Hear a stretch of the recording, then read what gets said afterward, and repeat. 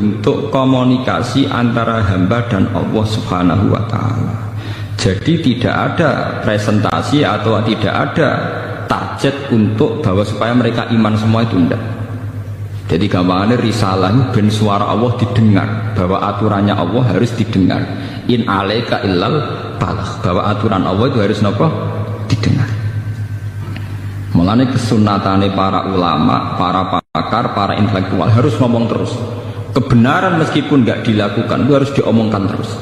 Sekali kebenaran didiamkan, entah itu atas nama liberalisasi atau demokrasi, maka Allah akan mencabut barokatul ardi, dan pasti akan terjadi prahara besar, pasti terjadi kiamat.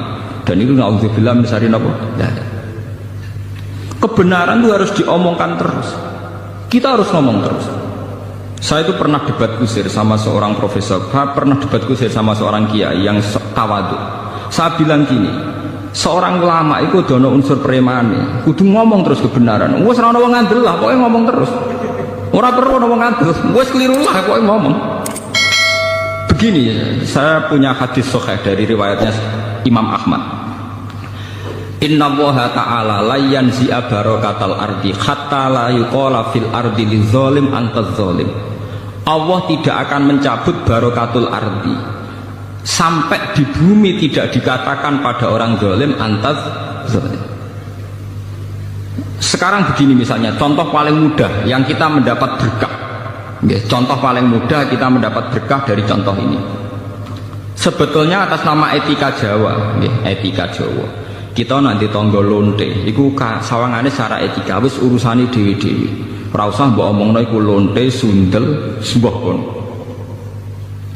Tapi barokahnya kebenaran bahwa orang nakal harus kita katakan sundel lonte. Itu kelontean dan kesundelan akan tabu terus selama orang masih ngomong untuk lonte itu sundel, untuk orang BTS itu lonte atau sundel. Artinya apa? Orang masih jijik atau merendahkan derajat mereka yang berprofesi sebagai lonte atau sundel. Dan ini baik bagi agama, bagi keberlangsungan moral, karena masih ada yang menjijikkan proses-proses yang salah.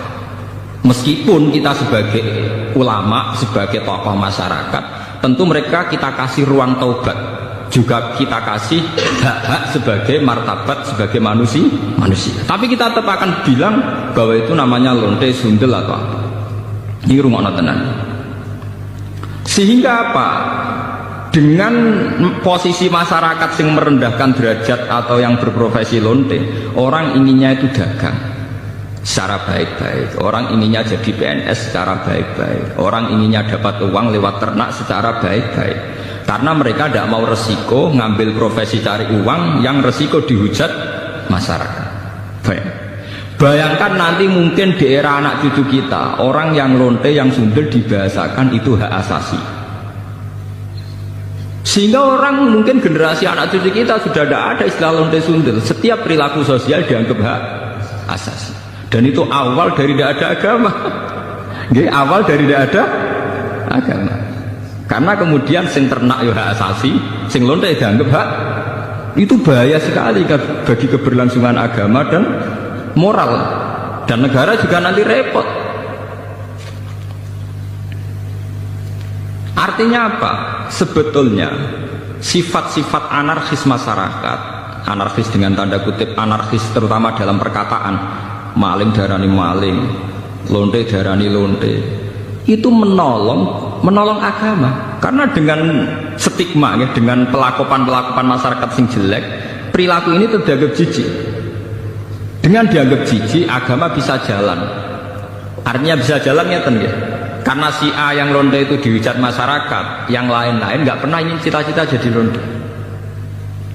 Sehingga masyarakat akan, bahkan mungkin anaknya lonte sendiri, karena tahu nasib ibunya dihujat, juga bercita-cita tidak jadi lonte. Coba kalau tidak mendapat hukuman dari masyarakat, ibuku begitu juga tidak ada apa-apa. Paham ya? Makanya lonte dan apa akan subur di masyarakat yang sudah tidak peduli dengan nilai-nilai ini. Misalnya di kota-kota besar atau di kawasan lonte. Karena sama lonte saling tidak mengatakan tabu. Makanya aman. Dari itu pulau terkenang hadis riwayat Ahmad. Allah tidak mencabut barokatul ardi sehingga orang-orang zalim tidak dikatakan antas. Itu bahaya sekali kalau kita sudah tidak peduli terhadap itu.